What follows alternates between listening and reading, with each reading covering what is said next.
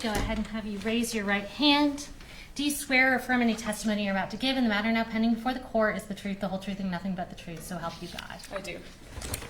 All right, and if you want to start just by introducing yourself to the jury, I'll have you spell your last name for the court reporter. Yes, my name is Sarah with an H, and last name is Van Holm. That's 2 words, V-A-N-H-O-L-M. All right, and tell us about your occupation. So I am a firearms examiner with the Georgia Bureau of Investigation. Okay, and how long have you been at the GBI? Since July of 2017, so about 8.5 years.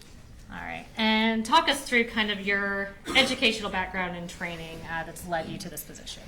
So I have a bachelor's degree in biology from the University of North Georgia. Prior to being employed with the GBI, I was an operations manager for a small firearms manufacturing company. I was a certified firearms instructor, and I was also a sponsored competitive shooter. Upon being employed with the GBI, I completed a 14-month training program to become a firearms examiner, and then that was followed by 7 months of supervised casework. I have been certified as an armor for multiple firearms manufacturers. I have attended multiple conferences and conventions that are firearms and firearms examiner related. And I also a member and have just been certified as a firearms examiner through the Association of Firearm and Tool Mark Examiners. Okay, and as a firearms examiner at the GBI, what does your job generally look like? So primarily we determine if a bullet or a cartridge case was fired from a particular firearm or not. If no firearm was submitted, we can determine if a group of bullets or a group of cartridge cases was fired from the same firearm and potentially give a list of manufacturers in which they were fired from. All right, and have you previously testified as an expert in the field of firearms science and firearms examination? Yes, I have. Approximately how many times? I think it's just under 90. Okay, and in what courts have you testified? Many courts across the state of Georgia. All right. And Judge, at this time I would tender Sarah Van Holm as an expert in the field of firearms science and firearms examination. Well, she stipulate that she's an expert in firearms. She'll be so qualified. All right, so before we get into the evidence specific in this case, I want to talk through some terms we may be referencing. Let's start generally with just what is a cartridge and how does that pertain to what you do?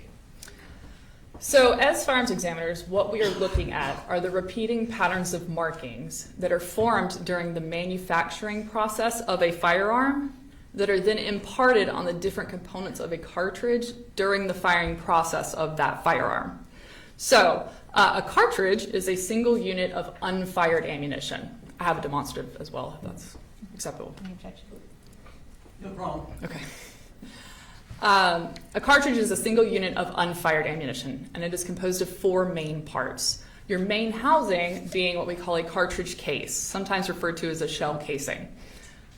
It's a cylindrical metallic component with an open mouth. Well, inside that open mouth is going to be your projectile or your bullet.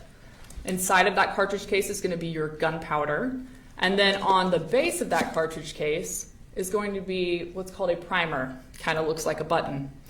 When the trigger is pulled on a firearm, it releases what's called a firing pin. That firing pin actually dimples that primer at a high velocity and creates a spark inside of this cartridge.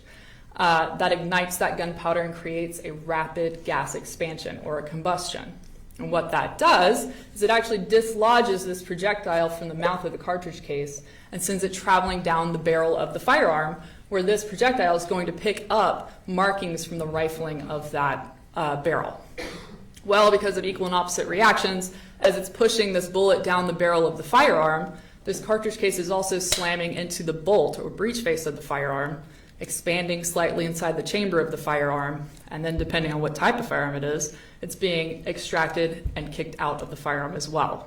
So all of these interactions with the gun are what we are able to look at as firearms examiners to compare and determine if that cartridge case or that projectile was fired from a particular firearm or not. Thank you so much. And to just kind of reconcile that with some words that we might hear regularly and some words we might use today, in relation to what we're talking about, can you just explain what a bullet is and what a bullet jacket is? Yes, so a bullet I kind of like to describe as like an M&M or a chocolate-covered kind of candy with that hard outside and this kind of softer middle. So bullets typically are going to be copper jacketed with a soft lead inside. Okay. And shifting to this case specifically, were you involved in the firearm and bullet analysis in the case involving Colt Gray? Yes, I was. Okay. And I'm going to show you what's been marked as State's Exhibits 125.1 through 125.4.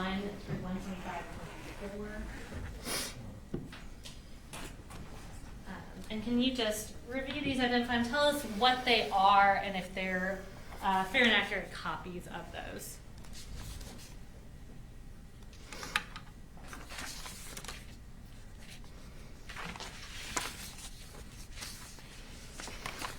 Yes, these are the reports I created for this case. Okay. And we've got 4 reports. Are those in relation to different victims?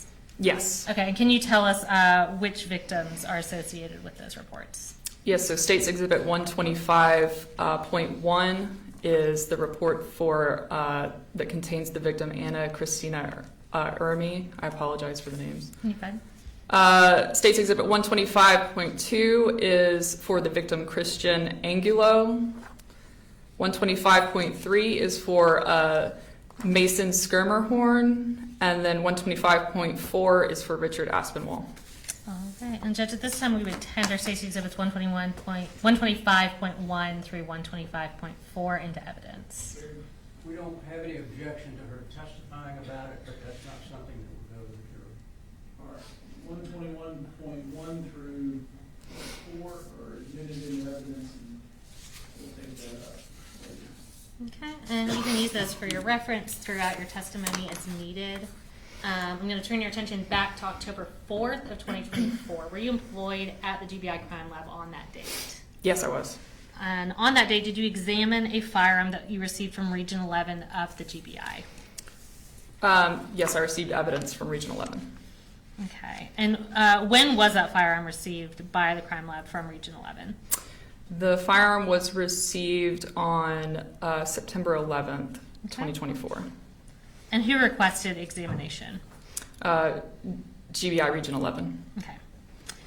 Did you also receive magazines, cartridges, cartridge cases, bullet fragments, and bullet jacket fragments, all in relation to this case? Yes, I did. Okay. And what sort of examination was requested?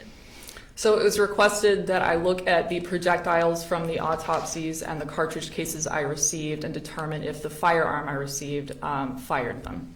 Okay. And were the different bullets and bullet jacket fragments associated with specific victims in this case? The projectiles were, yes. Thank you. And so I'm going to show you what's been marked as State's Exhibits 197, 198, and 199.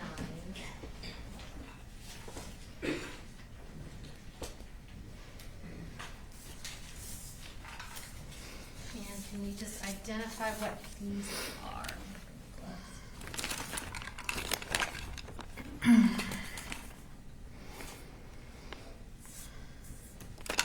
So State's Exhibit 197 are the autopsy projectiles from Mason Skirmerhorn.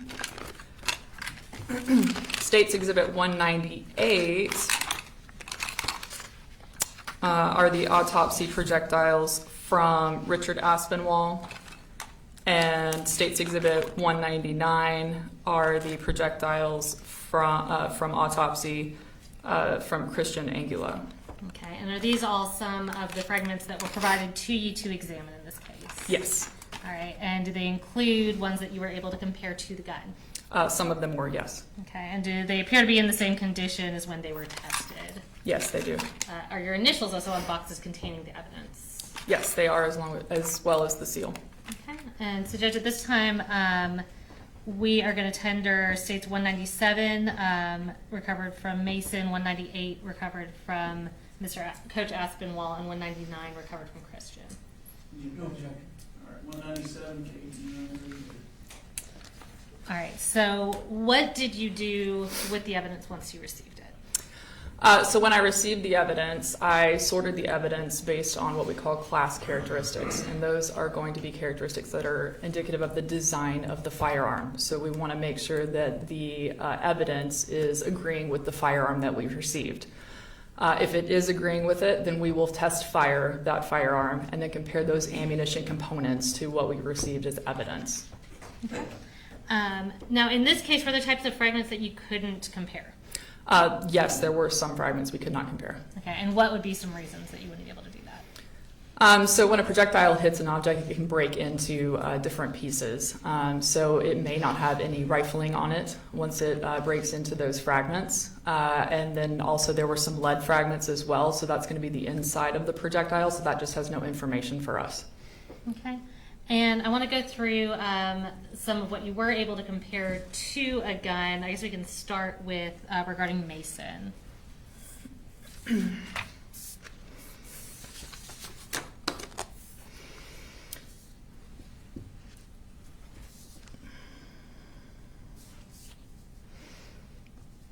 Yes, for Mason, I was able to compare a .223 bullet and bullet jacket fragment, and that was it. Okay. And what about for Coach Aspinwall?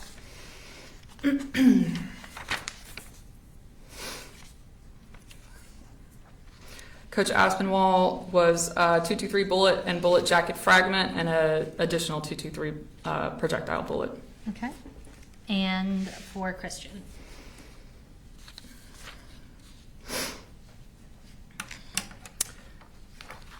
Christian was a .223 projectile. Okay. Now I'm going to have you retrieve what's previously been tendered into evidence as State's Exhibit 118. If you want to step down and come get this.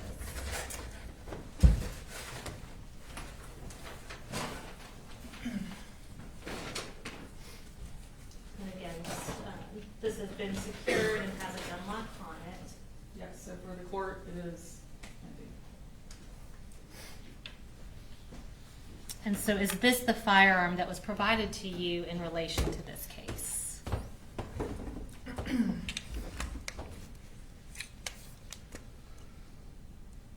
Yes. Okay. And tell us what you're checking to see about that. I am checking for my initials and also the serial number as well. Okay. Is this also the firearm that matched the bullets and fragments that you tested that you previously referenced? Yes. Okay. And can you read the serial number on that firearm just for the record? I know the lighting in here is not the best.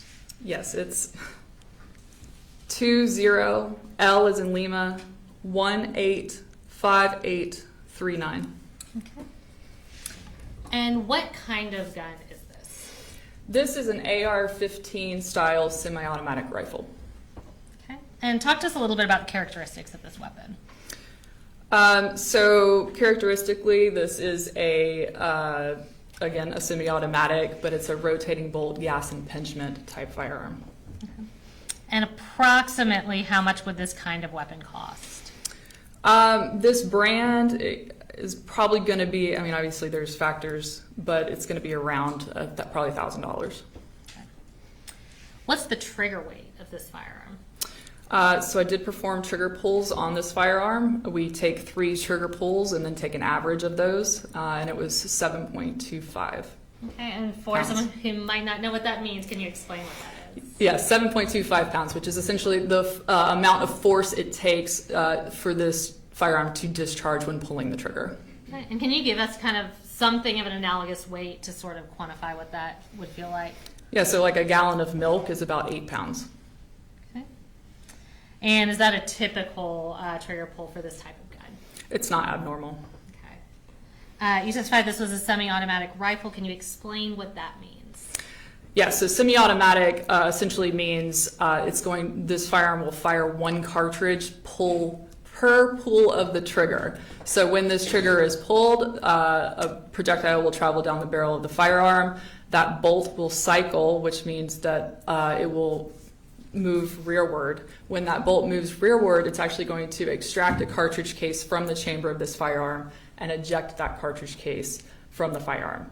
Well, as that bolt moves back forward, it's going to load another cartridge into the chamber, at which case it's ready to be fired again. So one trigger pull is one cartridge fired. Okay. And so we've had several magazines tendered into evidence. I won't grab one right now, but can you explain what a magazine is? Yes, a magazine is where the cartridges are stored inside the firearm before it is fired. Okay. And I'm going to grab what's been marked as State's Exhibit 119 and put into evidence. This is 119, and I'll provide this to you. So can you explain to us, if somebody has multiple magazines with this kind of firearm, can you explain how they would change out those magazines? Yes, so this is the magazine well of this firearm. You would just insert this magazine into the magazine well, and to remove the magazine, you just press the magazine release button on the side here and pull the magazine out. Okay, so is that a pretty quick process to be able to do if someone knows how to do it? If you know how to do it, yes. Right. Was there also a bore sight on the gun when you examined it? There was not a bore sight on the gun, no. Okay, can you tell us what a bore sight is? A bore sight is typically, it's a device that kind of looks like a cartridge. You typically load it into the chamber of the firearm, or it's on the muzzle of the firearm, but it assists you in sighting in your firearm roughly, so that you do not have to go to the range and shoot with actual ammo. You can do it somewhere else without firing it. Okay. And I want to talk about a few specific cartridges, so if you want to either, if there's somewhere you feel comfortable setting that up there, we can return it to the box. Thank you. I'm going to show you what's been previously marked as State's Exhibit 120 and tendered into evidence.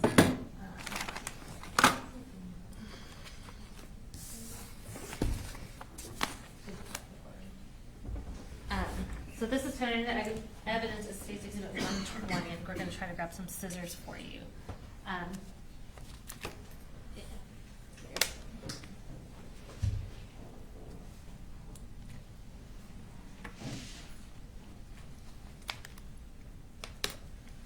And just to refresh the jury's recollection, could you tell us what that is and where it was recovered from based on the evidence bag? So this is a 223 cartridge recovered from the chamber of the firearm. Okay.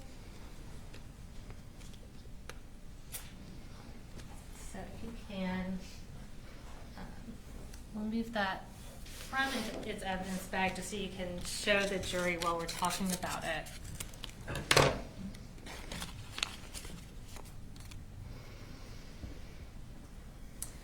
So tell me about this specific type of cartridge. So this is consistent with a Winchester Varmint X cartridge. Okay. And what is that type of cartridge, I guess, designed to do, specifically on impact? So these cartridges are specifically designed by the manufacturer for hunting. Okay. Yes, and they have a gray polymer tip on them, and when they hit a target, they are designed to expand upon impact. Okay. And I'm now going to show you what's been marked as State's Exhibit 124. And in here we've got two different types of cartridges. We're going to talk about each of those. So if you can get, you can start with either one, but we just want to talk about the two different types of cartridges.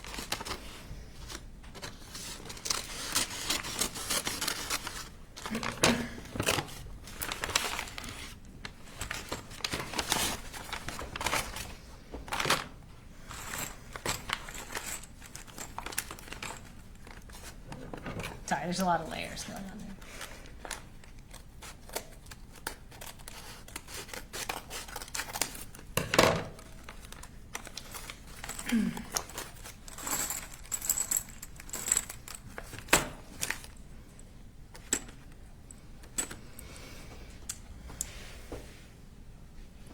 So tell us about what those two cartridges are, what they're designed to do, and kind of what the difference is between them. So this is a Full Metal Jacket 223 cartridge, and this is a Steel Tip 556 cartridge. Okay. Okay. So the steel tip has exactly what it says. It has a steel tip in the right under the jacket of this bullet. So it's a higher penetrating round is what that is designed for. It's also a 5.56, so it's going to be that higher pressured round. This is a 223 Remington, so again, same dimensions, just lower pressure round.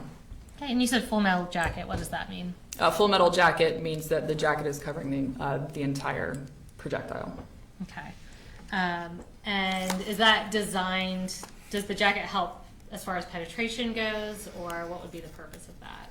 Yeah, it helps with a variety of things. So the jacket's going to help it travel down the barrel more cleanly. Obviously, the core of that projectile is lead, so it helps it from deformation a little bit. Okay, and are these also designed to expand upon impact?